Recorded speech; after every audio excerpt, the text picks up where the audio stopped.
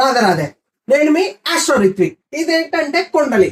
అంటే మనం ఈ భూమి మీద పుట్టినప్పుడు గ్రహాలన్నీ అంతరిక్షంలో ఏ లొకేషన్ లో అయితే ఉన్నాయో అది కుండలిలో 12 హౌసెస్ లో రిప్రజెంట్ అవుతాయి అనమాట. సో ఈ ఫస్ట్ హౌస్ వచ్చేసి లగ్న కుండలి అంటారు.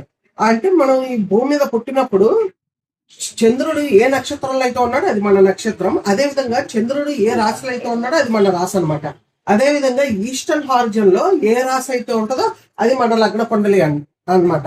ఈస్టర్న్ హారిజన్ అంటే ఏంటంటే ఆకాశం భూమి ఏ పాయింట్ దగ్గర అయితే టచ్ అవుతాయో, అంటే సూర్యుడు ఎగ్జాక్ట్ గా ఏ పాయింట్ దగ్గర అయితే ఉదయిస్తారో అది ఈస్టర్న్ హారిజన్ అన్నమాట. సో మనం పుట్టినప్పుడు ఈస్టర్న్ హారిజన్ లో ఒకవేళ వృశ్చిక రాశి ఉంటే అప్పుడు ఏంటంటే స్కార్పియో, వాళ్ళకి ఏంటంటే స్కార్పియో లగ్న కుండలి అంటే వృశ్చిక లగ్న కుండలి అంటారు. అంటే ఫస్ట్ హౌస్ లో 8 నెంబర్ వృశ్చిక రాశి ఉంటది. ఇంకా దాని తర్వాత రిమైనింగ్ హౌసెస్ 9, 10, 11, 12 అలా 7 దాకా రిపీట్ అవుతూ ఉంటాయి అనమాట.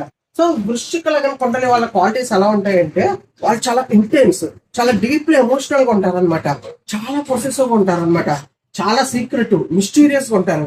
వాళ్ళ గురించి పూర్తిగా చెప్పలేము అనమాట. చాలా సీక్రెట్స్ ఉంటాయి అనమాట, మిస్టీరియస్ గా ఉంటారు, చాలా స్ట్రాటజిక్ గా ఉంటారు అనమాట. విల్ పవర్ కూడా ఎక్కువ, డిటర్మైన్డ్ గా ఉంటారు అనమాట. వాళ్ళు ఏంటంటే లాయల్ గా ఉంటారు కానీ వెంజఫుల్. ఎవరన్నా మోసం చేశారంటే మాత్రం వాళ్ళు ఎలాగోలా రివెంజ్ తీర్చుకోవాలనే అన్న కోరికతో ఉంటారు అనమాట. వాళ్ళు చాలా ట్రాన్స్ఫర్మేషన్ కూడా అవుతూ ఉంటారు అనమాట. వాళ్ళకి కెపాసిటీ ఉందన్నమాట, ట్రాన్స్ఫర్మేషన్ అయ్యే కెపాసిటీ కూడా ఉందన్నమాట. ఇదే విధంగా మనం ఫ్యూచర్ లో డిఫరెంట్ రాశి లగ్న కుండలిలో ఉంటే వాళ్ళ క్వాలిటీస్ ఎలా ఉంటాయో డిస్కస్ చేద్దాం. Please subscribe to my channel Astro Ritvik on YouTube, Instagram and Facebook.